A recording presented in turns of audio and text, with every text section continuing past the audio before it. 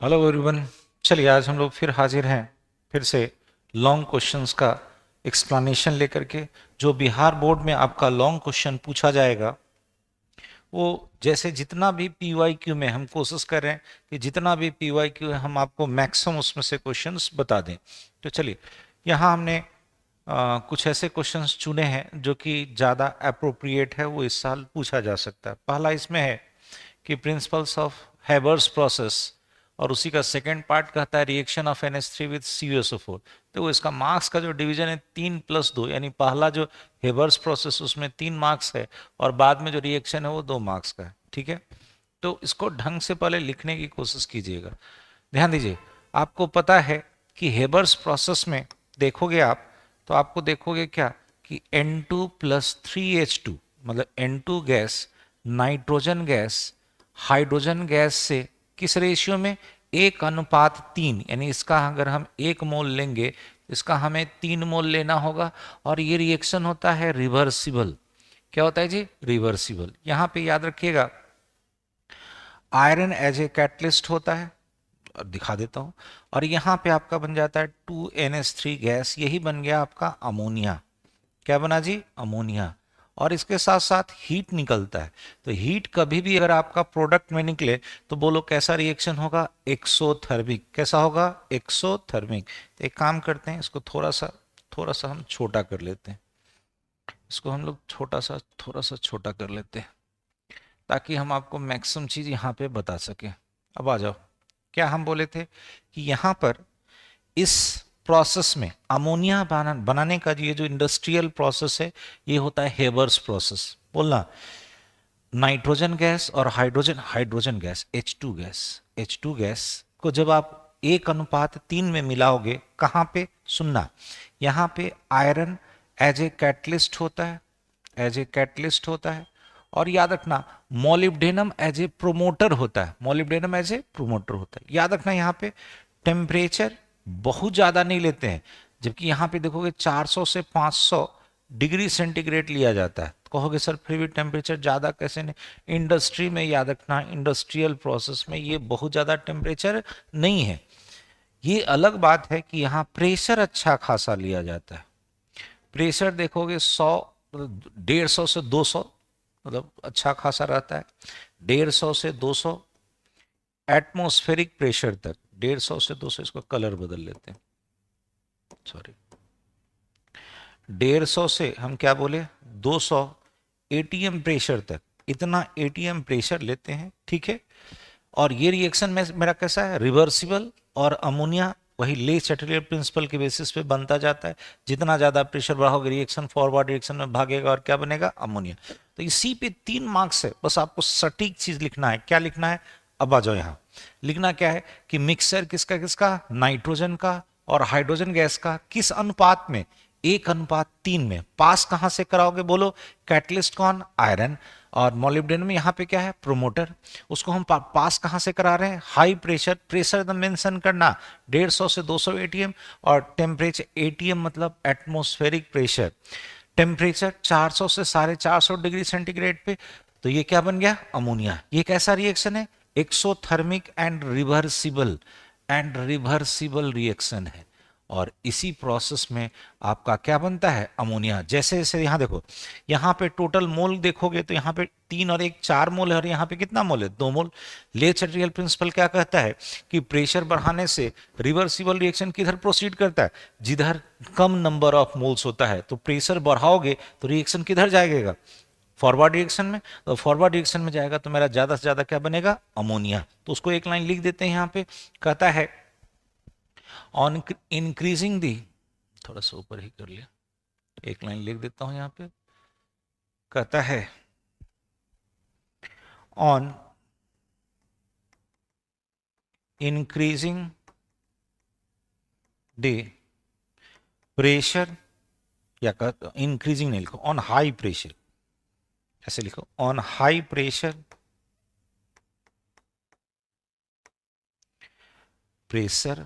Reaction proceeds in reaction proceeds in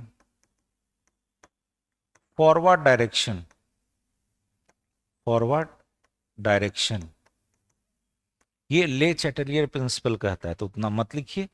कहता है reaction किधर किधर जाएगा, फॉरवर्ड डायरेक्शन में, और आगे की ओर जाएगा तो आपका क्या होगा, अमोनिया का प्रोडक्शन ज्यादा होगा।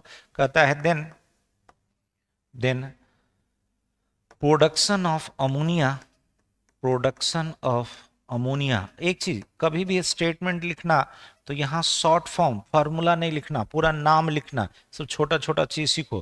प्रोडक्शन ऑफ अमोनिया इंक्रीजेज, ये बढ़ जाता है, ये बढ़ जाता है। तो क्लियर है, फिर से बोलो क्या हुआ, एक कंडीशन, इस यही कंडीशन लिखना है, यही प्रिंसिपल का 3 मार्क्स है। तो एक चीज याद रखना, ये 2 मार्क्स का है और ये 1 मार्क्स का है। ये बैलेंस रिएक्शन दिखाना है और हर चीज आपको बताना है। यहाँ पे आयरन कैटलिस्ट है और यहीं पे दिखा देना आयरन कैटलिस्ट है एंड मॉलिब्डेनम, MO जो है ये है मेरा प्रोमोटर। ये क्या होता है जी, प्रोमोटर। प्रोमोटर किसको कहते हैं, जो कैटलिस्ट को मदद करता है, जो कैटलिस्ट को क्या करता है, उसको मतलब कैटलिस्ट को मदद करने वाला। और कैटलिस्ट का अगर एक्टिविटी को घटा देगा तो उसको पॉइजन बोलते हैं। इसकी एक्टिविटी को मदद करने वाला क्या होता है, प्रोमोटर। तो एकदम याद रखिएगा। एक चीज याद करा देता हूं, अगर कभी कंफ्यूज कर जाओ तो ऐसे याद रखना, फर्स्ट क्लास MP, ये बता दे रहा हूं, ये ट्रिक है, ये याद रखना केवल, ये नहीं कि वहां ले जाके इसको लिख देना। यानी आयरन मेरा क्या है, कैटलिस्ट, आयरन है मेरा कैटलिस्ट, और M से MO मतलब मॉलिब्डेनम है मेरा प्रोमोटर। क्या है जी, प्रोमोटर। किसके केस में, हेबर्स प्रोसेस के केस में। इतना लिख दोगे 3 में 3 मार्क्स देगा।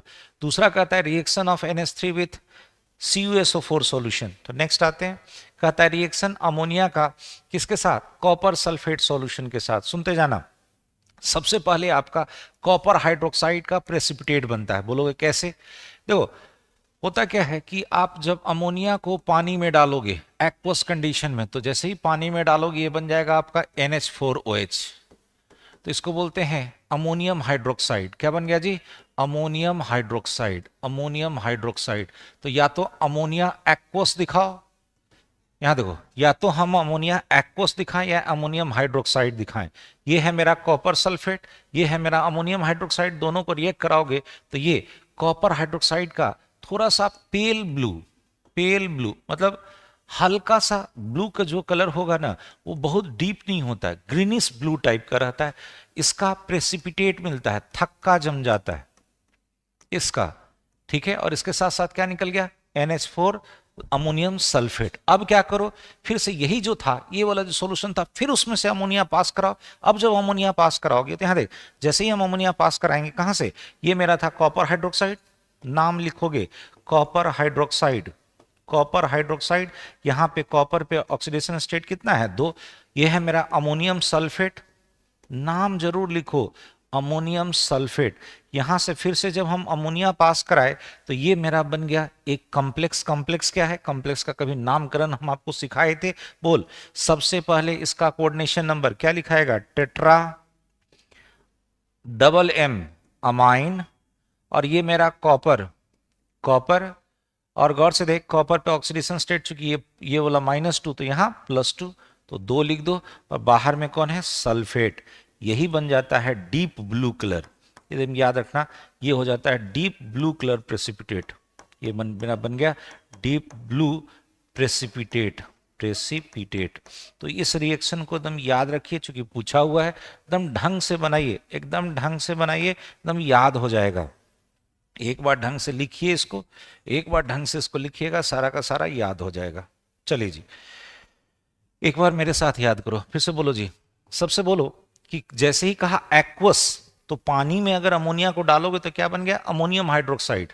तो सबसे पहले कॉपर सल्फेट को अमोनियम हाइड्रोक्साइड के साथ रिएक्ट कराए, क्या बना, कॉपर हाइड्रोक्साइड का कैसा कलर है, पेल ब्लू प्रेसिपिटेट, थक्का जमा। फिर उसके साथ फिर से अमोनिया गैस पास कराओ तो ये कॉम्प्लेक्स बन गया। कॉम्प्लेक्स कौन सा बना, टेट्रा अमाइन कॉपर सल्फेट। ये कॉम्प्लेक्स बना, कैसा कलर का होता है, ये होता है डीप ब्लू, और ये था हल्का ब्लू। इवन दो इसमें याद रखोगे, ये कहीं कहीं लिखा हुआ दिखाई देगा ब्लूइश ग्रीन, ब्लूइश, चाहे ब्लू ग्रीन लिख दो, ब्लू ग्रीन, ब्लू ग्रीन, हल्का सा ग्रीनिश कलर लिए रहता है और ब्लू भी डीप नहीं रहता है, ठीक है। तो ये क्लियर है, इतना ही में आपका 5 मार्क्स, मतलब ये वाला 2 मार्क्स और पीछे कितना था, 1 मार्क्स का। चलिए जी नेक्स्ट है ये। अब आते हैं ये वाला, कहता है effect of temperature on rate of reaction on what is Arrhenius equation. यहां देखो ये 5 मार्क्स का क्वेश्चन है, ये 5 मार्क्स का क्वेश्चन है। तो फिर से देखो जी, यहां पे क्या होगा, ये जो इफेक्ट ऑफ टेम्परेचर जो बताया ये 2 मार्क्स का होगा और ये वाला 3 मार्क्स का होगा अर्हेनियस का। तो अर्हेनियस को बड़े डिटेल्स में आपको लिखना होगा। तो पहले बताओ रेट ऑफ रिएक्शन, दर क्या होता है, किसी भी चीज में जो बदलाव होता है with respect to time.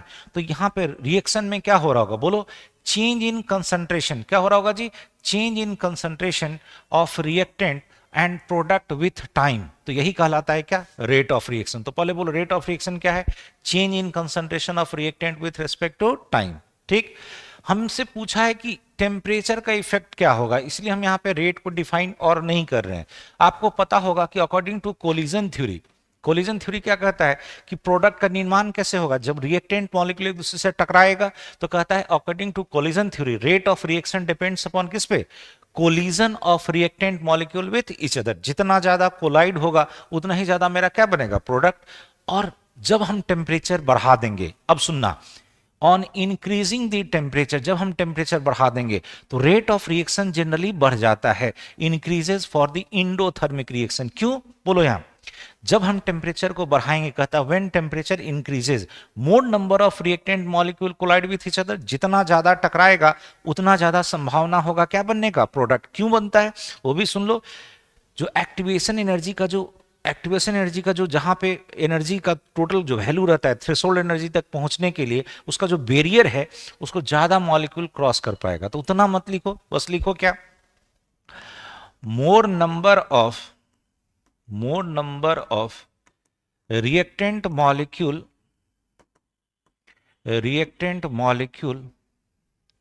passes the activation energy barrier। ज्यादा आपका रिएक्टेंट मॉलिक्यूल क्या होता है, उस बैरियर को क्रॉस कर पाता है, और जितना ज्यादा उस बैरियर को क्रॉस कर पाएगा तो क्या बनाएगा, प्रोडक्ट। कहता है मोर number of reactant molecule passes the activation energy barrier and forms product. तो क्या होगा, ज्यादा प्रोडक्ट बना, यानी क्या हुआ, रेट ऑफ रिएक्शन इंक्रीज कर जाता है, रेट ऑफ रिएक्शन इंक्रीजेस। कैसे, जब हम टेम्परेचर को यहां बढ़ा रहे थे, व्हेन टेम्परेचर इंक्रीज करेंगे तो जनरली रेट ऑफ रिएक्शन क्या होता है, बढ़ जाता है। क्यों, क्योंकि ये किसने कहा, कोलिजन थ्योरी ने। तो इस ढंग से लिखिए, एक एक चीज क्लियर हो जाएगा। फिर से बोलो, टेम्परेचर बढ़ाने से क्या हुआ, more number of reactant molecule collide with each other. जितना ज्यादा कोलिजन होगा उतने ही नंबर ऑफ रिएक्टेंट मॉलिक्यूल किसको पास करेगा, एक्टिवेशन एनर्जी बैरियर को। अगर आपको दिखाना होगा तो यहां दिखा सकते हो, एक ग्राफ ऐसे दिखा सकते हो, ये एक्स एक्सिस है, ये वाई एक्सिस है, इधर दिखा दो टाइम या प्रोग्रेस ऑफ रिएक्शन, इधर दिखा दो एनर्जी। यहां देखो होता क्या है, मान लो रिएक्टेंट मॉलिक्यूल यहां है और प्रोडक्ट मेरा यहां है। तो रिएक्टेंट से प्रोडक्ट में जाने के लिए, ध्यान देना, रिएक्टेंट से प्रोडक्ट में जाने के लिए इतना बड़ा जो बैरियर क्रॉस करना पड़ता है, इसी को बोलते हैं एक्टिवेशन एनर्जी। क्या बोलते हैं, एक्टिवेशन एनर्जी। तो बोले यहां जितना ज्यादा, यहां पे है आपका रिएक्टेंट, यहां पे है आपका प्रोडक्ट, तो जितना ज्यादा रिएक्टेंट यहां इसको पास कर पाएगा वही क्या बनाएगा, प्रोडक्ट। तो कब पास करेगा, जब इसका एनर्जी बढ़ेगा। एनर्जी कैसे बढ़ता है, कोलिजन थ्योरी कहता है कि जितना ज्यादा एक दूसरे से कोलाइड करेगा इस बैरियर को पास करेगा, तो जितना ज्यादा पास करेगा मेरा क्या बनाएगा, प्रोडक्ट। ये क्लियर है, चलिए जी आगे बढ़े, चलो नेक्स्ट आ जाओ। अब कहता है इसमें दूसरा पार्ट था अर्हेनियस रिलेशन, देखो हम चूंकि थोड़ा सा लिख के रखते हैं ताकि ना वो कम समय में ज्यादा से ज्यादा चीज हम आपको बता दे, थोड़ा सा कोशिश करते हैं लिख के रखना। सुनना, आपको पता है कि रेट कांस्टेंट एक ऐसा कांस्टेंट था जो केवल और केवल किस पे डिपेंड करता था, टेम्परेचर पे। थ्योरेटिकली कैटलिस्ट पे भी डिपेंड करता है, बट दिमाग में नहीं लाना। कहता है कि रेट कांस्टेंट टेम्परेचर पे डिपेंड करता है। उसी के बीच जो रिलेशन दिया था, किसने दिया था, अर्हेनियस ने। किसने दिया था जी, अर्हेनियस ने। थोड़ा सा कलर बदल लेते हैं, चलो ठीक है। कहता है अर्हेनियस ने कहा कि रिलेशन दिया किसके बीच, रेट कांस्टेंट और टेम्परेचर के बीच। क्या कहा था, सुनना यहां, इसने एक रिलेशन दिया, रेट कांस्टेंट के बराबर, एक बार मेरे साथ बोलना, A into E A into E to the power minus E A by R T. बोलिएगा एक बार, k बराबर a into E to the power minus E A by R T. यहां पे आपको एक एक चीज समझना होगा। k तो रेट कांस्टेंट है, ई ए है, अभी अभी पीछे बताए थे एक्टिवेशन एनर्जी। क्या है जी? Activation energy. ये है मेरा एक्टिवेशन एनर्जी। आर है आपका गैस कांस्टेंट, आर क्या है जी? Gas constant. और टी है आपका टेम्परेचर। टी क्या है जी? टेम्परेचर। वो भी टेम्परेचर किसमें? केल्विन में होना चाहिए, यानी एब्सोल्यूट टेम्परेचर होना चाहिए। इतना क्लियर है? अब सुनना, अगर हम टेम्परेचर बढ़ाते हैं, सुनना यहां, टेम्परेचर बढ़ाओगे तो ये ई ए बाई आर टी घटेगा, लेकिन माइनस में है तो बढ़ेगा अल्टीमेटली। और किसी का जब पावर बढ़ेगा तो वैल्यू क्या होगा? बढ़ेगा। यानी कि कहता है जब टेम्परेचर बढ़ाओगे तो क्या नजर आया? Value of rate constant, value of rate constant, value of rate constant ये मेरा बढ़ रहा है। ये मेरा क्या हो रहा है? बढ़ रहा है। रेट कांस्टेंट के का वैल्यू बढ़ रहा है, यानी कि क्या मिला? टेम्परेचर टी अगर हम बढ़ाएंगे तो ये जो रेट कांस्टेंट है, रेट कांस्टेंट के जो है, के जो है ये भी मेरा बढ़ेगा। इस तरह से दिखाइए, इस तरह से दिखाइए, ठीक है। और इस तरह से कोशिश करो बॉक्स वगैरह या फिर थोड़ा सा उसको स्केच वगैरह से बॉक्स बनाने का। और एक चीज याद रखना, पेन अपना होना चाहिए, पेंसिल अपना होना चाहिए और स्केल तक अपना होना चाहिए। ये नहीं कि बगल वाले से मांग रहे, ये सब छोटा छोटा चीज ध्यान दो। स्केल भी अपना ले जाना। और हम आपको बोले थे कि स्केच आप येलो यूज कर सकते हो, रेड नहीं यूज करना, ग्रीन नहीं यूज करना। स्केच ब्लू वाला यूज करो, लिखने के लिए ब्लू और ब्लैक यूज करना, ठीक है। अंडरलाइन करने के लिए येलो या ब्लू स्केच को यूज करना है, स्काई कलर का स्केच यूज कर सकते हो। चलो जी आगे बढ़ो। अब कहता है, अभी अभी हमने क्या पढ़ा कि टेम्परेचर बढ़ाने से के तो बढ़ रहा है, तो के मैक्सिमम कब होगा? जब टेम्परेचर को आप इनफाइनाइट कर दो। तो देन यहां देखो, तो यहां टेम्परेचर को इनफाइनाइट करो, इनफाइनाइट से किसी को भाग दोगे, यहां देखो इनफाइनाइट से किसी को भाग दोगे तो क्या हो जाता है? जीरो। किसी का पावर जीरो तो वैल्यू वन, तो ये पूरा का पूरा वन हो गया, तो के बराबर क्या आ जाएगा? ए। तो देन ये जो के बराबर हो जाता है रेट कांस्टेंट, रेट कांस्टेंट के बराबर आ जाएगा ए। यानी कह सकते हो कि इसका जो मैक्सिमम वैल्यू हो गया के मैक्स, मैक्सिमम रेट कांस्टेंट। ऐसे नहीं लिखो, इसको ऐसे दिखा दो, maximum value of rate constant. इसको ऐसे दिखा देते हैं, मैक्सिमम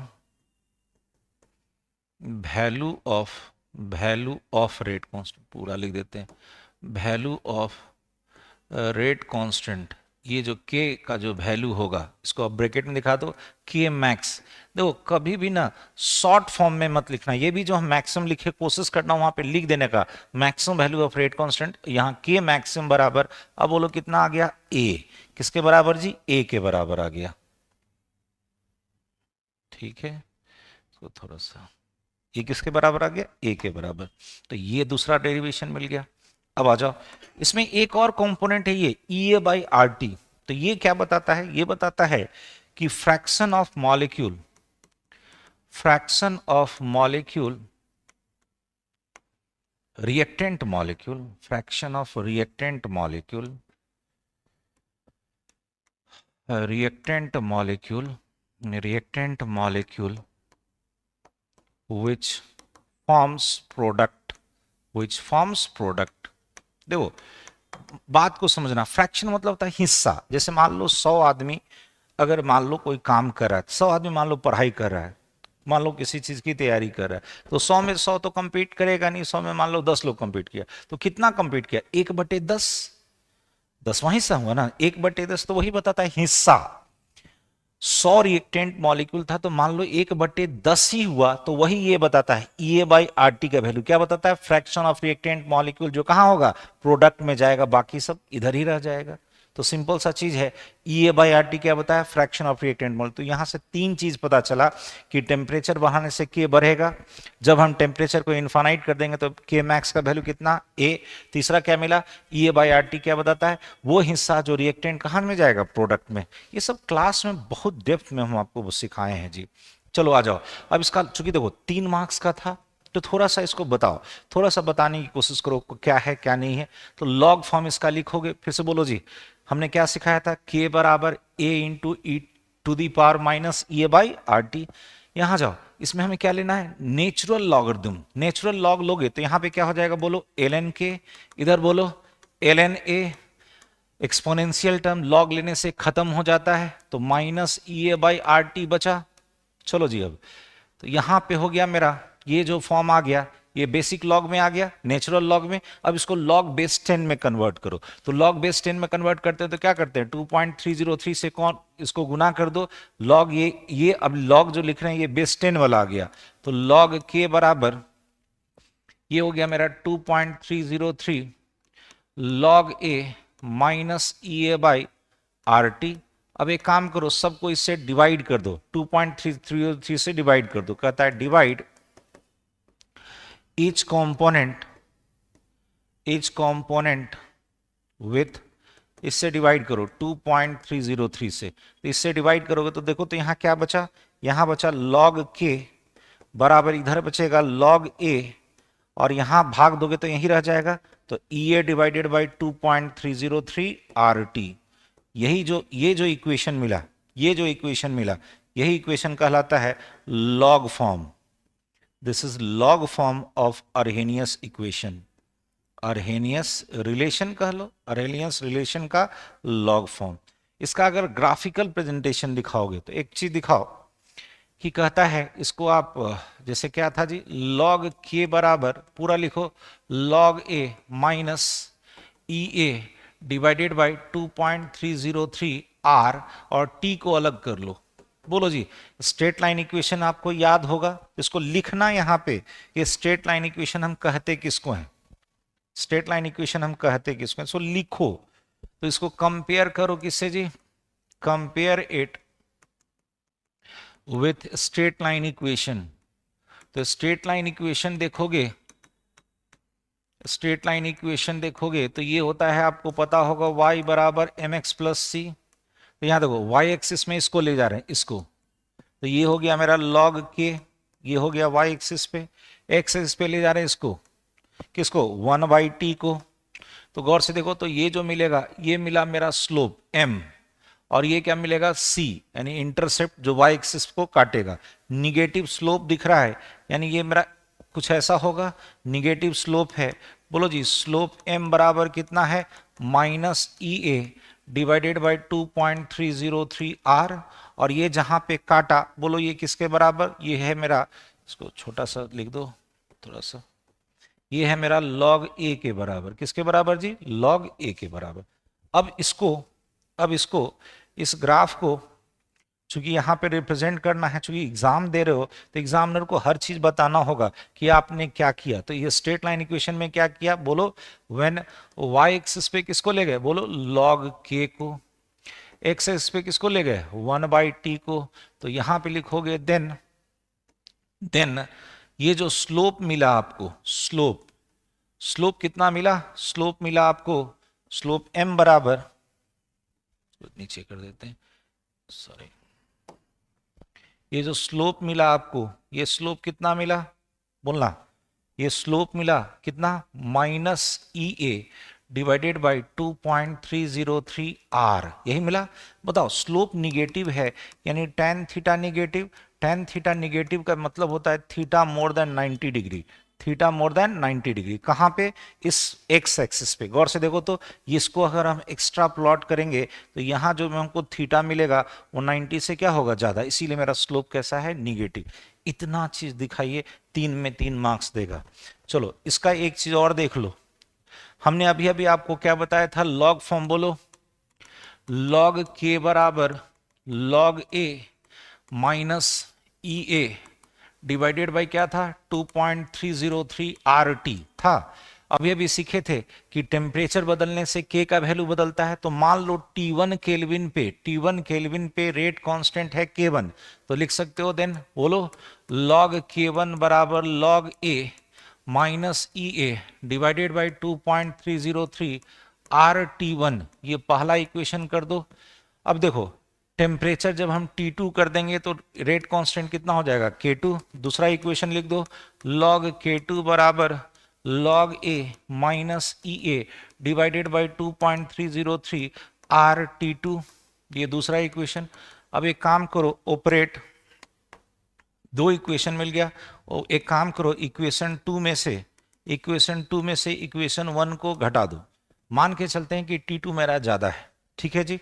इक्वेशन दो में से एक को घटा दो, तो दो में से एक को घटाओगे तो यहां देखो तो क्या हो जाएगा, लॉग दो में से एक को घटा रहे हैं, लॉग K2 माइनस K1 बोला, यहां ये तो कट जाएगा, ये कट गया, दो में से एक को घटा रहे हैं, यहां देखना एक को घटा रहे हैं तो ये माइनस माइनस क्या हो जाएगा, प्लस, बचा क्या, EA डिवाइडेड बाई 2.303 R। ध्यान देना यहां पे इसको घटा रहे हैं तो यहां माइनस माइनस क्या हो गया, प्लस, तो जैसे ही प्लस हुआ तो ध्यान देना 1/T1 आगे हो जाएगा, 1/T2 मेरा पीछे आ गया, क्योंकि ये तो माइनस ही रह गया ना जी, घटा किसको रहे थे, इक्वेशन वन को, तो यहां माइनस माइनस ये वाला प्लस हो गया, तो ये आगे आ गया और T2 कहां रह गया, पीछे। तो यही मेरा एक फाइनल इक्वेशन तैयार हो गया। क्या तैयार हुआ, देन कह सकते हो लॉग, यहां पे है log a minus log b, क्या होता है log a बाई b, तो इसको हम लिख सकते हैं log K2 बाई K1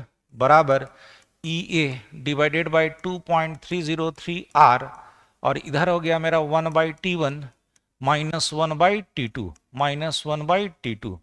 यही मेरा एक इक्वेशन आ गया, जो दो अलग अलग टेम्परेचर पे हम कंपेयर कर रहे थे, किसको, रेट कांस्टेंट को, किसको जी, रेट कांस्टेंट को, ठीक है। चलो इसको दिखा देते हैं, यहाँ लॉग फॉर्म था जी, ये लॉग फॉर्म था, ठीक, थोड़ा सा इधर कर दो, चलो जी।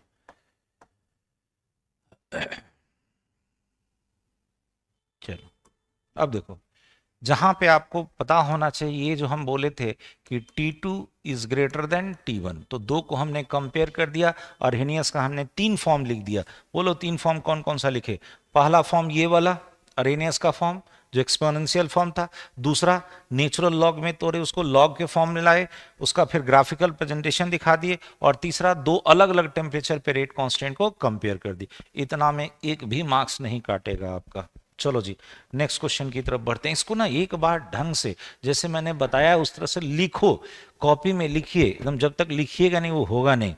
नेक्स्ट है, नेक्स्ट कहता है derive an expression for the rate constant of the first order reaction, और दूसरा कहता है difference between osmosis and diffusion. सुनो यहाँ, वो 3 मार्क्स का, ये 2 मार्क्स का, एकदम कुछ नहीं। देखो ये जो बटा हुआ क्वेश्चन रहता है ना, ये बहुत आसान हो जाता है। आपको बस यहाँ पे expression of first order reaction लिखना, ये थोड़ा सा अच्छा है, बट इसमें मैथमेटिक्स इन्वॉल्व है। Let us consider first order reaction, जैसे मान लो कोई रिएक्टेंट ए है, कहां जा रहा है, प्रोडक्ट में, ऑर्डर मान लिए 1, क्यों माने, क्योंकि कहा कि फर्स्ट ऑर्डर का लेके चलो। तो बोलो जी, हमने जो आपको सिखा रखा है, या फिर नहीं जानते हो तो यहां देखो, at time t equal to 0, यानी क्या है, स्टार्टिंग का है, स्टार्टिंग हो रहा है, कोई रिएक्शन आपका स्टार्ट हो रहा है, वहां पे ये लिए हैं कंसंट्रेशन, इसको हम बाद में मेंशन कर देंगे। शुरू में क्या माने इसको, a मोल पर लीटर, किसका, रिएक्टेंट का, तो शुरुआत में प्रोडक्ट कितना, 0। इसको हम कहें C0 मतलब concentration of reactant at time 0। कुछ समय के बाद मान लो ये टूट गया, x टूट गया, तो ये बचा कितना, a माइनस एक्स, तो ये कितना बना, x मोल पर लीटर, ठीक। अब ये चूंकि x टूट गया था तो बचा कितना, a माइनस एक्स, इसी को कह रहे हैं Ct। तो यहां पे दो टर्म आया, concentration of reactant at time 0, इसको लिखे C0, एक लिखे Ct, concentration of reactant eight time t, वो मेंशन कर देंगे हम लोग बाद में। अब आ जाओ, हमें पता है जो रेट लिखते हैं, बोलो जी रेट कैसे लिखते हैं, माइनस dA/dt, रिएक्टेंट का ऐसे लिखते हैं ना जी, बराबर इधर आ जाओ, रेट कांस्टेंट इनटू a का पावर क्या लिखोगे, 1। क्यों 1, क्योंकि ऑर्डर मेरा कितना था, 1। एक काम करो, जो सिमिलर टर्म है उसको एक तरफ ले आओ, तो माइनस dA/a, यही मैथमेटिक्स है जिसको आपको समझना है ढंग से। इधर क्या हो जाएगा, dt उधर चला गया तो k dt, ठीक है जी। अब सुनना, यहां देखो तो इसको हम इंटीग्रेट कर रहे हैं, कब इंटीग्रेट करोगे, देखो तो टाइम का लिमिट यहां पे क्या है, जब टाइम 0 है, यहां देखो टाइम 0 से t तक लिए हैं, जब टाइम 0 है तो कंसंट्रेशन रिएक्टेंट का कितना लिए हैं, C0, और ये टाइम t पे कंसंट्रेशन कितना लिए हैं, Ct। तो देख दो, यहां जब टाइम 0 है तो इसका कंसंट्रेशन बोलो C0, जब टाइम t है तो इसका कंसंट्रेशन बोलो Ct, ठीक है। माइनस डी ए बाई ए का इंटीग्रेशन होता है लॉग ए, ये नेचुरल लॉग वाला ए, ठीक है, नेचुरल लॉग वाला ए। अब गौर से देख तो, इसका चूंकि कंसंट्रेशन वाला टर्म था, रहने दो, ठीक है। यहां देख तो ये माइनस के साइन के साथ है, ये अपर लिमिट और ये लोअर लिमिट, ठीक है, बराबर इधर क्या हो जाएगा, 0 से लेकर t तक इंटीग्रेट करोगे dt को तो t आ गया। अब बोलो, जनरली हम क्या लिखते हैं, upper limit minus lower limit, लेकिन माइनस साइन के साथ है क्या हो जाएगा, जस्ट इसको माइनस साइन के साथ है तो उल्टा कर दो, lower limit minus upper limit. तो यहां क्या था ln a, ये हो जाएगा ln c not minus ln ct बराबर kt होगा। log a minus log b, बोलो इसको कैसे लिखते हैं, लिखेंगे log a बाई b बराबर kt। चलो एक ये ले लो, क्या आ गया था बोलो, मेरे पास आ गया था log ln c naught by ct equal to क्या आ गया था kt। अब इस log को, ये नेचुरल log है, इसको log बेस 10 में तोड़ो, 2.303 log, इसको हम लिख सकते हैं c naught by ct equal to kt, हो गया। नेक्स्ट आ जाओ, की हमें मांगा था तो यही हो गया मेरा 2.303 log c naught by ct, ये इस टर्म में लिख दो, और चूंकि के मांगा था तो इधर टाइम को ले आओ, इधर टाइम को ले आओ, यही हो गया मेरा equation, derivation of rate constant, किसके लिए, फर्स्ट ऑर्डर का। तो यहां पे सारा चीज मेंशन करो, वेर एक एक चीज दिखाओ, के क्या है मेरा, रेट कांस्टेंट, तो रेट कांस्टेंट केवल मत लिख के छोड़ देना, ये किसका है, फर्स्ट ऑर्डर रिएक्शन का, फर्स्ट ऑर्डर रिएक्शन का, ठीक है जी। टी यहां पे क्या है जी, टाइम, टाइम टेकन, जितना समय लगा। सी नॉट क्या था, initial concentration, initial concentration of reactant, initial concentration of reactant, ठीक है। जब टाइम कितना था, एट टाइम, पूरा लिखना, at time T equal to 0, या इसी को कहे थे हम, और या फिर इसी को हम क्या माने थे, ए मोल पर लीटर, ए मोल पर लीटर, ठीक है जी। सीटी क्या था, सीटी था final concentration, final concentration of reactant, final concentration of reactant कहां पे, एट टाइम टी पे, reactant, reactant, reactant eight time T, ठीक है। आपको बस यही मांगा था कि रेट कांस्टेंट का एक्सप्रेशन बताओ, किसके लिए, फर्स्ट ऑर्डर के लिए। तो बोलो क्या मिल गया, k बराबर 2.303 by T into log C naught by C T. C naught क्या है, सी टी क्या है, सब दिखा दीजिए, एकदम एक एक चीज समझ में आ गया। चलो जी फिर से एक बार बोलो, रिएक्टेंट ए था, प्रोडक्ट में जा रहा था, टाइम टी इक्वल टू 0, यानी स्टार्टिंग में इसका कंसंट्रेशन कितना, ए मोल पर लीटर, इसको मान लिए सी नॉट। कुछ समय के बाद ये एक्स टूट गया तो बचा कितना, ए माइनस एक्स, उसको क्या मान लिए, सी टी। यहां देखो रेट बराबर, चूंकि माइनस साइन लेते हैं किसके साथ, बोलो किसके साथ, रिएक्टेंट के साथ, क्यों, क्योंकि समय के साथ उसका कंसंट्रेशन घटता है। D A by D T, A क्या था, रिएक्टेंट, बराबर rate constant into concentration of reactant का पावर कितना, 1, क्योंकि ऑर्डर कितना था, 1। उसके बाद तो ये मैथमेटिकल टर्म है, एक बार लिखिए, लिखिए, बार बार कह रहे हैं लिखिए, वहां नहीं लिख पाइएगा नहीं तो। चलिए जी अब दूसरे हिस्से में आओ, डिफ्यूजन और ओस्मोसिस, ये 2 मार्क्स का है, ये 2 मार्क्स का है। चलो जी सबसे पहले कंसंट्रेशन ग्रेडियंट, तो यहां याद रखना, डिफ्यूजन जो होता है कहता है क्या कहो, intermixing, intermixing of any substance, किसी भी सब्सटेंस का, of any substance, any substance, किसी भी पदार्थ का, from higher concentration, higher concentration, higher concentration to lower concentration, to lower concentration, higher concentration से लोअर कंसंट्रेशन में जाएगा, इसको हम बोलते हैं डिफ्यूजन। क्या बोलते हैं, डिफ्यूजन। लेकिन ये स्पेशल टाइप ऑफ डिफ्यूजन है जिसमें एक ही सब्सटेंस का फ्लो होता है, वो होता है सॉल्वेंट। क्या होता है, सॉल्वेंट, और भी एक मेम्ब्रेन के थ्रू, वो कहलाता है सेमी परमिएबल मेम्ब्रेन। तो ये होता है क्या जी, ये होता है क्या, फ्लो ऑफ सॉल्वेंट फ्रॉम सुनना, पानी कहाँ ज्यादा होगा? जहां सॉल्यूशन मेरा डाइल्यूट होगा, तो flow of solvent from lower concentrated solution, चाहे ठीक है फ्रॉम डाइल्यूट सॉल्यूशन कर दो, फ्रॉम डाइल्यूट सॉल्यूशन, क्योंकि डाइल्यूट सॉल्यूशन में पानी ज्यादा है तो पानी ज्यादा से कम में भागेगा, तो dilute solution to concentrated solution, concentrated solution. देखो कंफ्यूज नहीं करना, इसमें बहुत बच्चा कंफ्यूज करता है, अरे पानी का ना फ्लो है तो पानी ज्यादा किस में होगा? डाइल्यूट में, और कंसंट्रेटेड में पानी कम होगा, तो कम जिधर है और जिधर ज्यादा, ज्यादा से किधर सॉरी, ज्यादा से किधर जाएगा? कम वाले में, ठीक है। तो डाइल्यूट में पानी ज्यादा है तो डाइल्यूट से कहां जा रहा है? कंसंट्रेटेड सॉल्यूशन में, थ्रू सेमी परमिएबल मेम्ब्रेन, यही याद रखिएगा, semi permeable membrane, permeable membrane. हम आपको बहुत सारा ऑब्जेक्टिव बताए हैं, उसमें बस यही चीज याद रखना, ये केवल और केवल सॉल्वेंट मॉलिक्यूल को पास करने देता है, ये सेमी परमिएबल मेम्ब्रेन, ठीक है। कहता है पार्टिकल फ्लो, कौन सा पार्टिकल फ्लो करेगा? तो यहां पे याद रखना सॉलिड हो सकता है, सॉलिड नहीं को, सॉलिड का चूंकि फ्लो नहीं होता है, यहां पे both liquid and gaseous particle, gaseous particle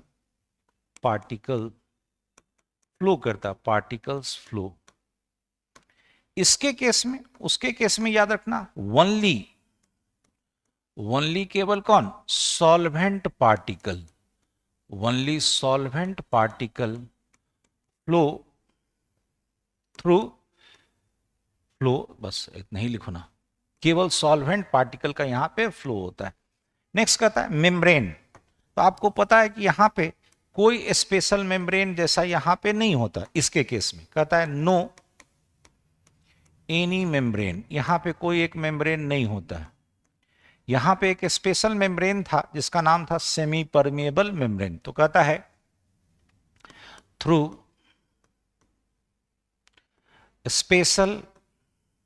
special semi permeable membrane, permeable membrane, ठीक है जी। इसका एक एग्जाम्पल देखो, जैसे मान लो पानी है, पानी में एक बूंद इंक डाल दो तो क्या होगा? कुछ देर के बाद इंक पूरी तरह से फैल जाएगा, तो क्या हुआ? हाइयर से कहां पहुंचा? लोअर में। जब तक नहीं फैलेगा वो मिक्स होता रहेगा, तो क्या कहोगे यहां पे? ठीक है, क्या कहोगे? डिसोल्यूशन ऑफ, चाहे नहीं, मिक्सिंग ऑफ को ऐसे, mixing of drop of ink in water, एक ड्रॉप डाल दो वो मिक्स हो रहा है, तो कौन से प्रोसेस से मिक्स हो रहा है? डिफ्यूजन से। लेकिन यहां बोलो, यहां हम बोले थे इंटरमिक्सिंग, याद करो जैसे हम आपको कभी सिखाए थे कि जो लिविंग मेम्ब्रेन होता है, ठीक है, जैसे मान लो आरबीसी है, तो आरबीसी को नॉर्मल पानी में रख दोगे तो फूल जाएगा, तो फूल जाएगा तो सिंपल क्या कहोगे? स्वेलिंग, ये एग्जांपल है, swelling of RBC, RBC in normal water, saline water में रहता है, जैसे ही नॉर्मल वाटर में ले आओगे पानी बाहर से अंदर आएगा, स्वेलिंग हो जाएगा, किसका? आरबीसी का, आरबीसी फूल जाएगा। तो ये किसका एग्जांपल है? ओस्मोसिस का। 4 पॉइंट लिख दो, एकदम याद रखना, एग्जांपल कोशिश करो जहां भी एग्जांपल बनता है वहां एग्जांपल जरूर लिखो, और इस तरह से लिखोगे एक भी मार्क्स नहीं काटेगा, ठीक है जी।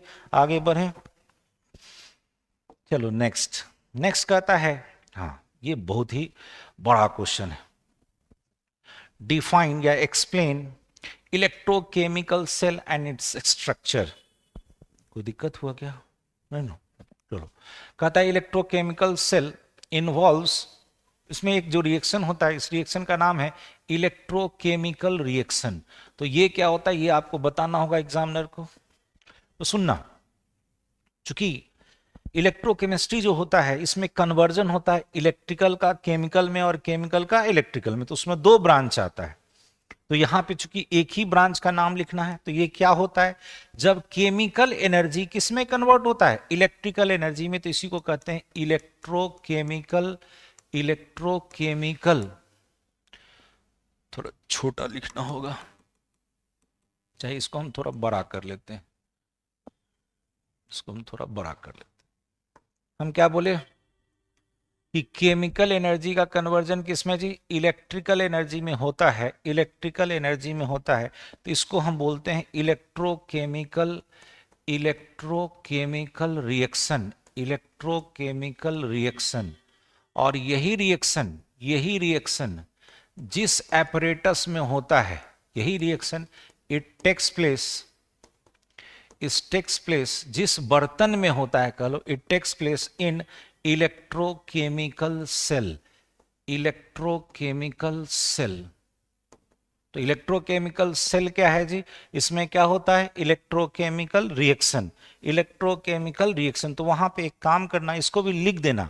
क्या लिखोगे, conversion of chemical energy into electrical energy is called electrochemical reaction and it takes place in electrochemical cell. तो ये डेफिनेशन हो जाएगा, ठीक है।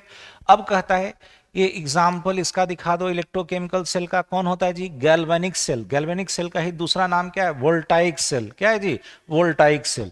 अब कहता है क्या, गैल्वेनिक सेल में क्या क्या होता है, तो याद रखना इसमें दो हाफ सेल होता है जिसको इलेक्ट्रोड के नाम से जानते हैं।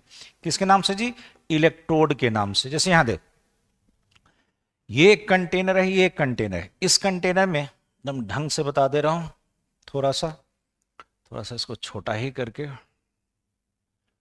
चलो यहां पे, हाँ यहां ध्यान देना,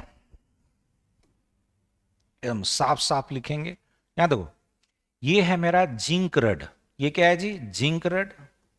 और ये अपने ही साल्ट सॉल्यूशन में डूबा हुआ है, इसको बोलते हैं ZnSO4। तो ZnSO4 कैसा होगा जी, एक्वस। इधर रहता है कॉपर रड, ये है मेरा कॉपर रड, और ये अपने ही साल्ट सॉल्यूशन में डूबा है जिसको बोलते हैं CuSO4 एक्वस सॉल्यूशन।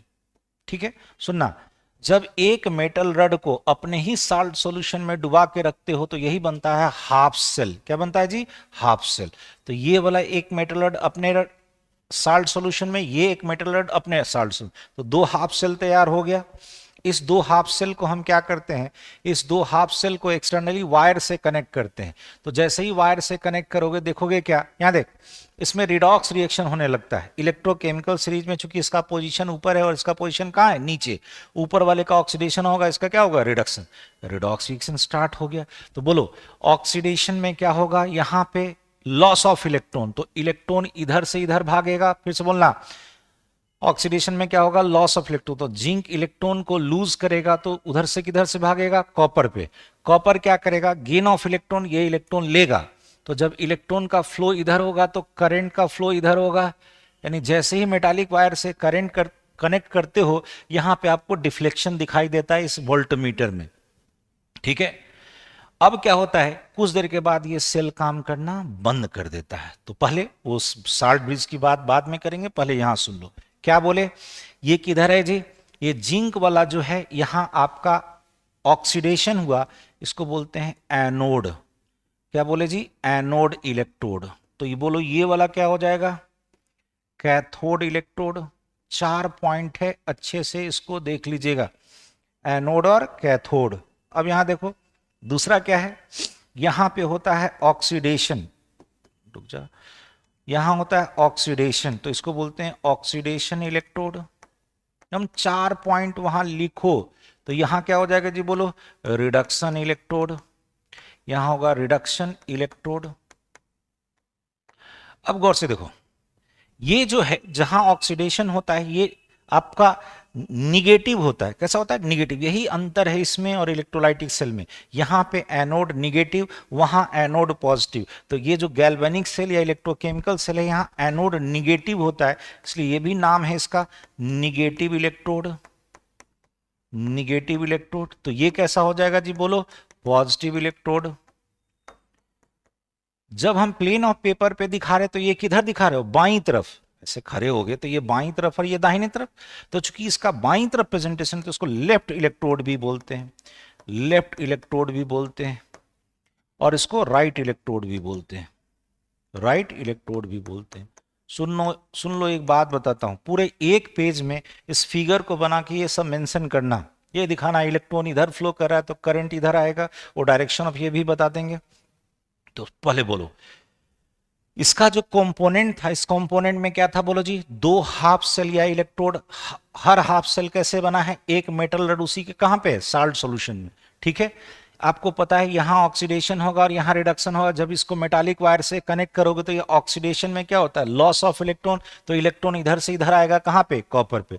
कुछ देर के बाद क्या होगा कि यहां पे देखो, चूंकि जेड जिंक जो था 2 इलेक्ट्रॉन लूज करके यहां पे Zn2+ जमा हो जाएगा और यहां से कॉपर 2+ खत्म होके यहां जमा हो जाएगा। तो इसके चारों तरफ क्या हो जाएगा, SO4 2-।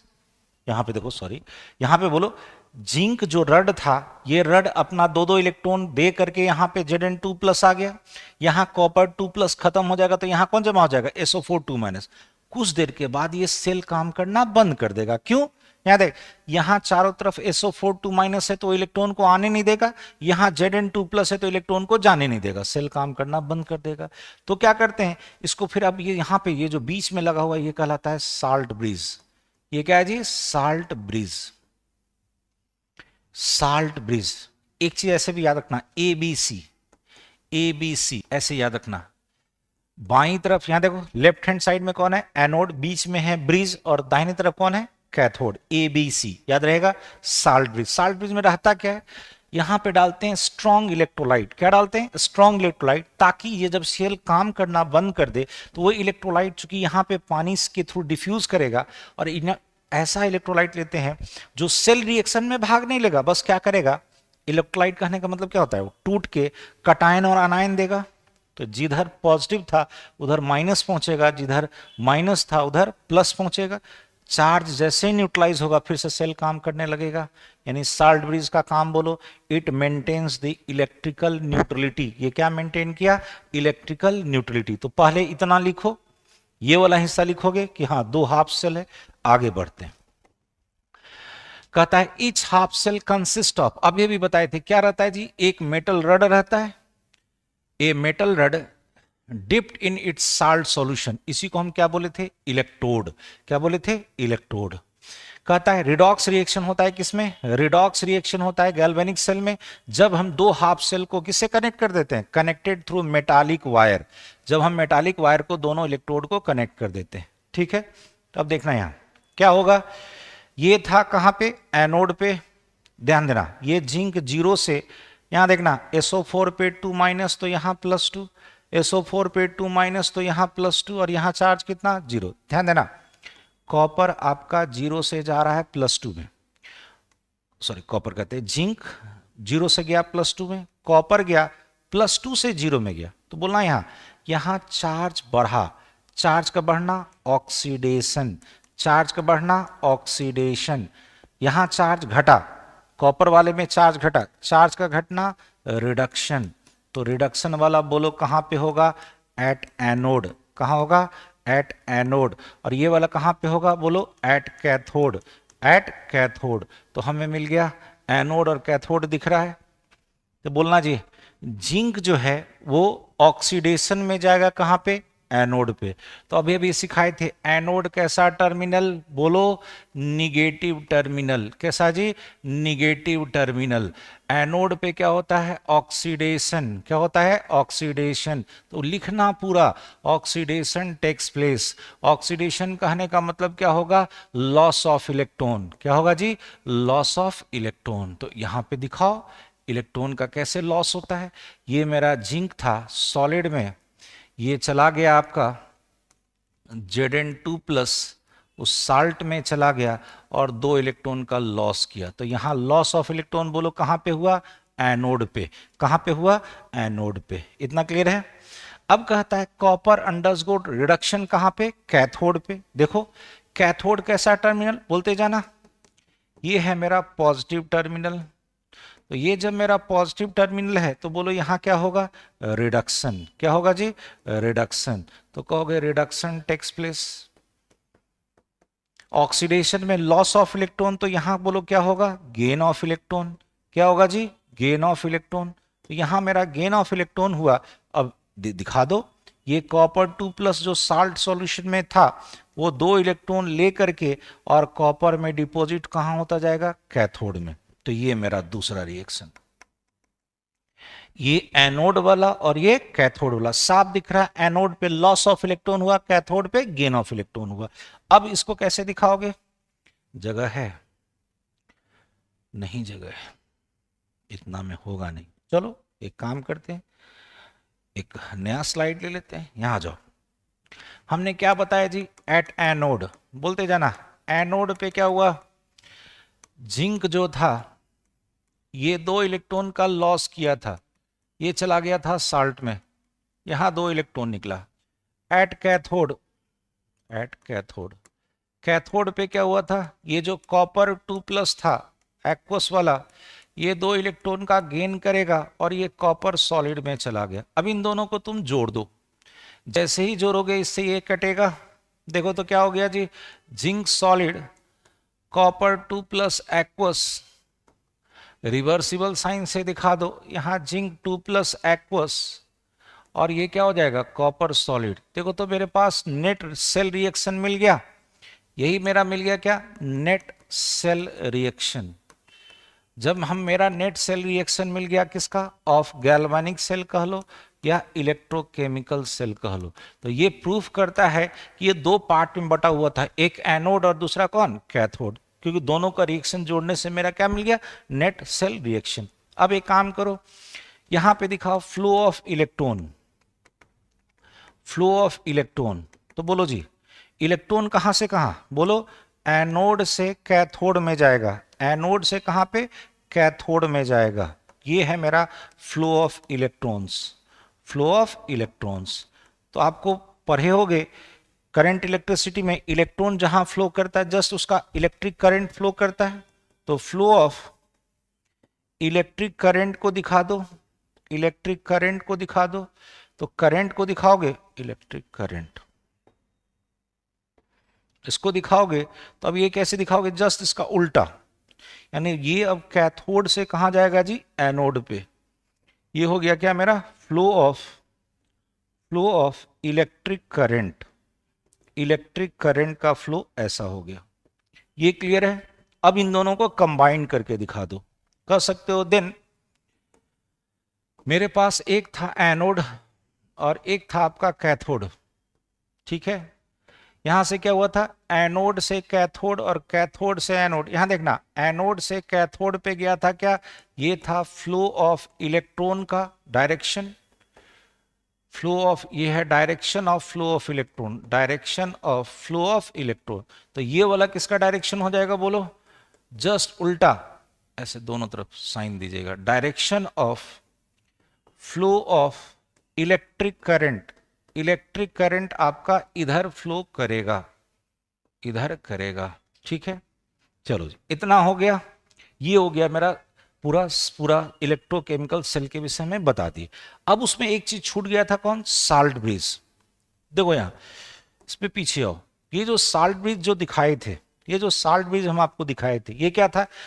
देख के बोलो। एक inverted U shaped tube like structure जिसमें क्या भरा हुआ है? इलेक्ट्रोलाइट। क्या भरा हुआ है जी? इलेक्ट्रोलाइट। तो वहां पे लिखिएगा, कहता है टू हाफ सेल या electrode also connected through a U shaped. U shaped लिख सकते हो, इन्वर्टेड यू शेप्ड लिख सकते हो। यहां पे इन्वर्टेड टर्म जोड़ देना, inverted, inverted U shaped, U shaped tube called salt bridge. इसको हम क्या बोलते हैं? Salt bridge. साल्ट ब्रिज में रहता क्या? तो एकदम याद रखना, कंटेंस इनर्ट, इनर्ट, इनर्ट मतलब जो सेल रिएक्शन में भाग नहीं लेगा, स्ट्रॉन्ग इलेक्ट्रोलाइट। जैसे कि 2 नाम लिख दे देना, अमोनियम नाइट्रेट, पोटासियम नाइट्रेट, ये सब लिख दो, क्योंकि ये वहां सेल रिएक्शन में भाग नहीं लेगा, केवल जाएगा पानी में। जैसे जाएगा कटायन अनायन में टूट जाएगा, और जिधर कटायन था उधर अनायन जाएगा, और जिधर अनायन था उधर कटायन जाएगा।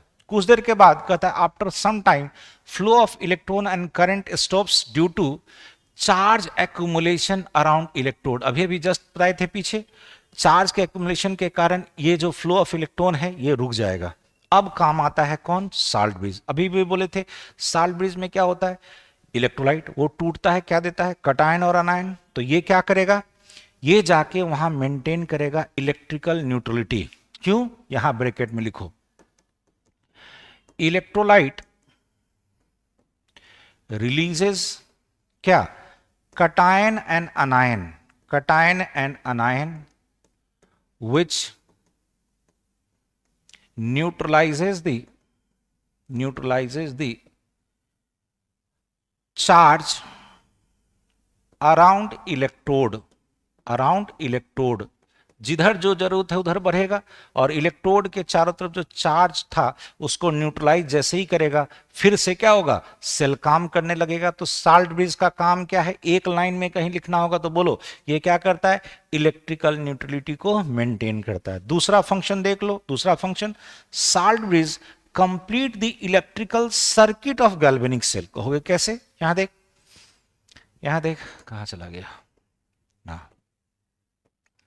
यहां देखो तो जैसे मान लो इधर से अगर ये मान लो ऐसे मान लो जैसे ये करंट फ्लो किया तो यहां के रुक जाएगा, उसको कंप्लीट करने के लिए सर्किट यही है ना साल्ट ब्रिज। तो यानी कि यहां देख ऐसे आया ऐसे ऐसे ऐसे चला गया, तो ये कंप्लीट करने के लिए कौन है, साल्ट ब्रिज, उसकी सर्किट को पूरा का पूरा क्या करता है, कंप्लीट करता है। तो दो फंक्शन अगर हमें कहीं लिखना होगा तो हम बोलो क्या क्या लिख सकते हैं, क्या लिख सकते हैं।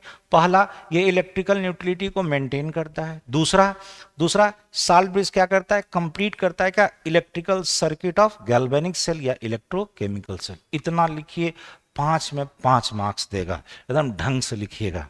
ठीक है जी, बढ़े आगे, चलो देखो ये भी दो पार्ट में बटा हुआ है, 2 + 3 कहता है what do you understand by rate of reaction. Rate of reaction से आप क्या समझते हैं, discuss the factor on which rate of reaction depend, जिस पे रेट ऑफ रिएक्शन डिपेंड करता है उस सारे फैक्टर को डील करो। और दूसरा कहता है क्या कि रेट ऑफ रिएक्शन से क्या समझते हैं, तो रेट ऑफ रिएक्शन 2 मार्क्स का और ये फैक्टर कितने मार्क्स का, 3 मार्क्स का। चलो देख लो, रेट ऑफ रिएक्शन हम आपको क्या सिखाए थे कि दर क्या बोलते हो, किसी भी चीज में बदलाव विथ रिस्पेक्ट टू टाइम। तो बदलाव क्या होता है, रिएक्टेंट का कंसंट्रेशन घटता है, प्रोडक्ट का कंसंट्रेशन बढ़ता है। तो change in concentration of reactant and या product with time is defined as rate of reaction. इसी को हम क्या बोलते हैं, रेट ऑफ रिएक्शन। ठीक है, एक मान लो ऐसा कि मेरा केमिकल रिएक्शन ऐसा है, रिएक्टेंट से जा रहा है प्रोडक्ट में, ऑर्डर भी दिखा दिए, एन कुछ भी ऑर्डर है, 0 ऑर्डर है, फर्स्ट ऑर्डर, सेकंड, एन का वैल्यू कुछ भी। तो रेट ऑफ रिएक्शन बराबर क्या बोले थे, change in concentration divided by time taken. अब आ जाओ इसके टर्म में, रिएक्टेंट और प्रोडक्ट के टर्म। यहां देखो -d, बोलो यहां क्या लिखोगे, माइनस लिखे तो रिएक्टेंट का कंसंट्रेशन समय के साथ घट रहा होगा। ये डिफरेंशियल टर्म में लिखे तो यहां गौर से देख, यहां माइनस लगाए हैं, लेकिन जब यही प्रोडक्ट का लिखोगे तो प्लस बराबर, इसको थोड़ा सा इधर कर लेते हैं,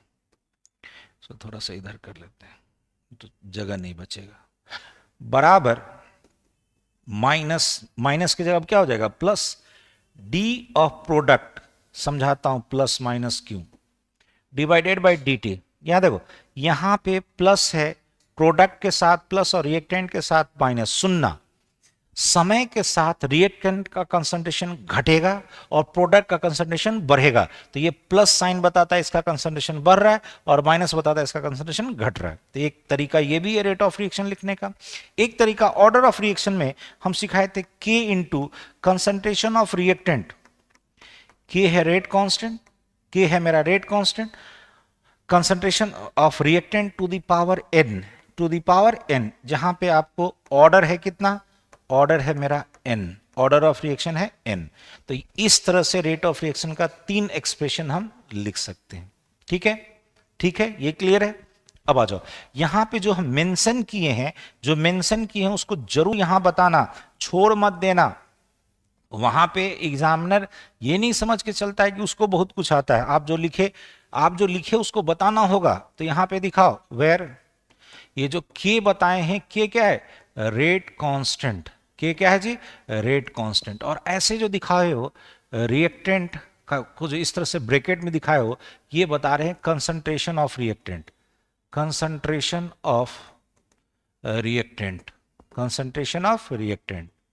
ठीक है, इधर हो गया प्रोडक्ट।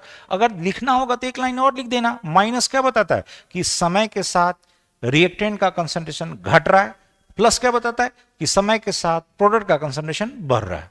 ठीक है, ये तरीका होता है लिखने का। आ जाओ, अब इसका चूंकि रेट ऑफ रिएक्शन को ही डिफाइन करना था तो इसका यूनिट लिख दो। यूनिट कैसे लिखोगे, बोलो यहां कंसंट्रेशन है, कंसंट्रेशन कैसे लिखते हैं, मोल पर लीटर, और टाइम टाइम को जनरली एसआई यूनिट सेकेंड, तो यहां पे लिख दो मोल, ठीक है, पर लीटर, मोल पर लीटर और पर सेकेंड। एक काम करना, कभी भी ना आधा मत लिखना, पूरा का पूरा लिखो, मोल पर लीटर पर सेकेंड। फिर से बोलो, कंसंट्रेशन का यूनिट मोल पर लीटर। ये टाइम, तो टाइम इनवर्स, ऊपर जाएगा तो टाइम इनवर्स हो जाएगा। क्लियर है? बढ़े आगे, चलो जी। अब दूसरा वाला भी आ जाओ। कहता है कौन कौन सा फैक्टर है जो रेट ऑफ रिएक्शन को अफेक्ट करेगा। तो पहला है कंसंट्रेशन ऑफ रिएक्टेंट। यहां देख, अभी अभी आपने देखा था कि रेट, ऐसे कर सकते हो, is directly proportional to concentration of reactant, और टू दी पावर कौन होता है? ऑर्डर। ऊपर में कौन रहता है जी? Order of reaction. Order of, चाहे एन लिख दो ना, एन लिख दो, ऊपर में लिख दो एन, और एन क्या है यहाँ पे? Order of reaction. तो एक बात बता जी, ये है मेरा ऑर्डर ऑफ रिएक्शन, तो क्या होगा कि जैसे जैसे रिएक्टेंट का कंसंट्रेशन बढ़ाओगे, रेट ऑफ रिएक्शन भी क्या होगा? बढ़ेगा। तो इस रिलेशन से क्लियर क्या है? बोलो, एज कंसंट्रेशन ऑफ रिएक्टेंट, चाहे ऑर्डर कोई भी रहे, केवल यहां पे ऑर्डर जीरो ऑर्डर नहीं होना चाहिए। अगर जीरो ऑर्डर, किसी का पावर जीरो हो जाए तो वैल्यू कितना हो जाता है? 1। तो अगर जीरो ऑर्डर नहीं रहे तो वहां पे लिख देंगे except zero order, as concentration of reactant, concentration of reactant increases, increases, rate of reaction, rate of reaction increases, rate of reaction increases. ठीक है, किसको छोड़ के? Except, except zero order, zero order. क्योंकि किसी का पावर अगर जीरो बैठा दोगे तो पावर जीरो, यहां कुछ भी हो जाए वैल्यू कितना हो जाएगा? 1। तो जीरो ऑर्डर को छोड़ दो, रिएक्टेंट का कंसंट्रेशन बढ़ाओगे तो रेट ऑफ रिएक्शन क्या होगा? बढ़ेगा। तो पहला चीज क्लियर हो गया, कंसंट्रेशन। दूसरा आ जाओ टेम्परेचर। हमने सीख रखा है कि as temperature increases, temperature increases, ठीक है, वैल्यू ऑफ रेट कांस्टेंट भी बढ़ता है, वैल्यू ऑफ रेट कांस्टेंट ये भी बढ़ता है, रेट कांस्टेंट इंक्रीजेस, ये भी बढ़ा।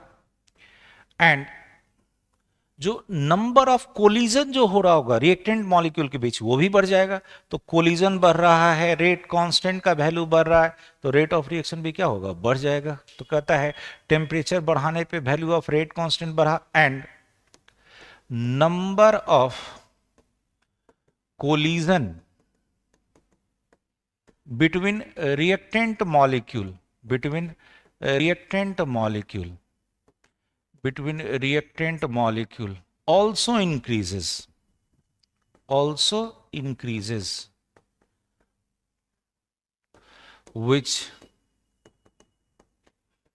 increases the rate of reaction। ये क्या करता है? रेट ऑफ रिएक्शन को बढ़ा देता है। नेक्स्ट कहता है फिजिकल स्टेट। सुनना, जैसे मान लो एक बार एक बड़ा सा पत्थर ले लो और उसी पत्थर का एक काम करो, अब पूरा पाउडर बना दो। तो पाउडर बनाने पे क्या होता है? पार्टिकल बहुत छोटा छोटा हो जाता है, उसका पूरा सरफेस एक्सपोज हो जाता है। तो सरफेस एरिया बढ़ा दोगे तो ज्यादा से ज्यादा क्या करेगा? दो रिएक्टेंट मॉलिक्यूल टकराएगा, एक दूसरे के कांटेक्ट में आएगा, तो प्रोडक्ट बनाने का टेंडेंसी क्या हो जाएगा? बढ़ जाएगा। तो कहता है फिजिकल स्टेट में क्या होगा? Higher the surface area exposed of reactant particle, of reactant particle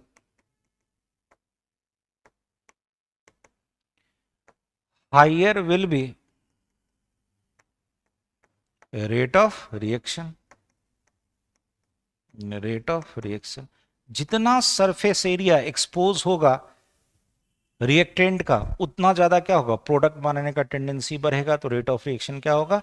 ज्यादा होगा। नेक्स्ट है, कहता है कैटलिस्ट।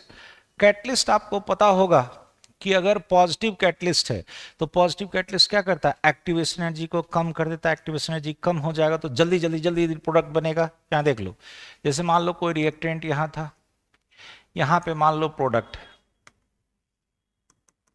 प्रोडक्ट का एनर्जी स्टेट ये वाला और रिएक्टेंट का एनर्जी स्टेट ये वाला। मान लीजिए यहाँ पे रिएक्टेंट, यहाँ पे रिएक्टेंट है और यहाँ पे प्रोडक्ट, ठीक है। ये जो आपको इतना बड़ा जो पहाड़ क्रॉस करना पड़ता है, इसी को क्या बोलते हैं, एक्टिवेशन एनर्जी। क्या बोले, एक्टिवेशन एनर्जी। अब मान लो कैटलिस्ट यूज कर लोगे तो मान लो इतना ही बड़ा पहाड़ क्रॉस करना पड़ा, तो अब ये वाला जो आ गया, ये आ गया activation energy in presence of catalyst. ये है विदाउट कैटलिस्ट, ये क्या है, इन प्रेजेंस ऑफ कैटलिस्ट। तो कैटलिस्ट ने क्या किया, एक्टिवेशन एनर्जी को कम कर दिया, तो रेट ऑफ रिएक्शन क्या होगा, बढ़ जाएगा। पहले इसको दिखा दो, ये जो चीज लिखे हो इसको दिखा दो। ई जो है ये है activation energy, activation energy without catalyst, यहां पे बिना कैटलिस्ट के, विदाउट कैटलिस्ट। और EAC जो दिखा रहे हैं ये है activation energy, activation energy with catalyst. ये कैटलिस्ट के साथ है और ये बिना कैटलिस्ट के। तो कैटलिस्ट ने क्या किया बोलो, एक्टिवेशन एनर्जी को क्या करता है, कम कर देता है। तो करता है क्या कि पॉजिटिव कैटलिस्ट, यहां पे वो भी लिख देते हैं positive catalyst, positive catalyst decreases the value of activation energy, decreases the value of activation energy। ये एक्टिवेशन एनर्जी को कम कर देता है। So rate of reaction increases, rate of reaction मेरा क्या हो जाता है, बढ़ जाता है। 3 ही मार्क्स का था, हम तो ढेर सारा पॉइंट्स ले लिए। नेक्स्ट कहता है सरफेस एरिया। अच्छा पीछे क्या था जी, फिजिकल स्टेट। अच्छा सॉरी, ये था फिजिकल स्टेट था जी, वहां सरफेस एरिया वहां था। एक मिनट रुकिएगा, सुनना है, सुना। ये फिजिकल स्टेट था, ये अवस्था सुन लो। होता क्या है जनरली, सॉलिड लिक्विड गैस ज्यादा रिएक्टिव होगा, क्योंकि गैस में क्या होता है, मॉलिक्यूल दूर दूर होता है, तो वो फिजिकल स्टेट पे भी डिपेंड करता है। तो कहता है gaseous state of reactant is more reactive than liquid state, or solid state। तो बोलो जी, अगर गैसियस स्टेट वाला होगा तो क्या होगा, रेट ऑफ रिएक्शन क्या होगा, ज्यादा। कहता है सो in gaseous state of reactant rate of reaction is maximum। चलो नेक्स्ट है, अब है सरफेस एरिया। क्या बोले थे, कोई एक ही मॉलिक्यूल इतना बड़ा है, उसी को तुम पाउडर में बना दो, तो पाउडर जब बना दोगे तो उसका सरफेस एरिया ज्यादा एक्सपोज हो जाएगा। तो कहता है क्या, यहां पे अब वो वाला पॉइंट जो वहां लिखे थे उसको आपको यहां बताना है। तो क्या लिखे थे कि higher the surface area exposed by reactant molecule, by reactant particles, higher will be rate of reaction, rate of reaction। इतना चीज दिखा देना जी, एक भी मार्क्स नहीं काटेगा। ये सब ग्राफ बना दे, ये सब दिखा दो। इधर है प्रोग्रेस ऑफ रिएक्शन, यहां ओरिजिन है ये 0 वाई एक्सिस पे है एनर्जी, इधर है प्रोग्रेस ऑफ रिएक्शन, और यहाँ पे एनर्जी स्टेट किसका, रिएक्टेंट का, यहाँ पे किसका, प्रोडक्ट का। और दिखाना होगा तो दिखा देना। ये जो वैल्यू होता है इसको बोलते हैं थ्रेशोल्ड एनर्जी। ये पहले से जो एनर्जी है इसको बोलते हैं इंटरनल एनर्जी। क्या बोलते हैं, इंटरनल एनर्जी। तो इंटरनल एनर्जी और एक्टिवेशन एनर्जी को जोड़ दोगे तो किसके बराबर, थ्रेशोल्ड एनर्जी के। और भी चीज बताना है बता दो। ये सब अगर लिखोगे तो मेंशन कर देना, इंटरनल एनर्जी, थ्रेशोल्ड एनर्जी, और ये तो हम नीचे लिख दिए हैं एक्टिवेशन एनर्जी। क्लियर है, चलो आगे बढ़ो। अब कहता है principle of manufacturing of H2SO4 by contact process. एक काम करो, अब आज इतना ही रहने दो, ठीक है, फिर अगले दिन ये सब प्रिपरेशन वाला सब जितना भी है ना वो एक साथ कर देंगे, ठीक है। चलिए, तो हमारे साथ बने रहिए और एक काम कीजिएगा, अभी हम 2-3 लेक्चर और देंगे, इसका 2-3 लेक्चर और देंगे। तो याद रखिएगा, आपका एग्जामिनेशन कितने फरवरी को है, कितने फरवरी को है, शायद 2 फरवरी को या 1 फरवरी को, जब भी है तो फरवरी में। तो एक चीज याद रखिएगा कि हम आपको ये जब भी देंगे तो 15 जनवरी तक ये सारा का सारा दे के खत्म कर देंगे। उसके बाद टोटल का टोटल एक आध बार रिवीजन भी कराएंगे, ऑनलाइन में रख करके, लाइव रख करके रिवीजन भी कराएंगे। तो हमारे साथ बने रहिए, ठीक है, और पढ़िए ढंग से। चलिए, थैंक यू।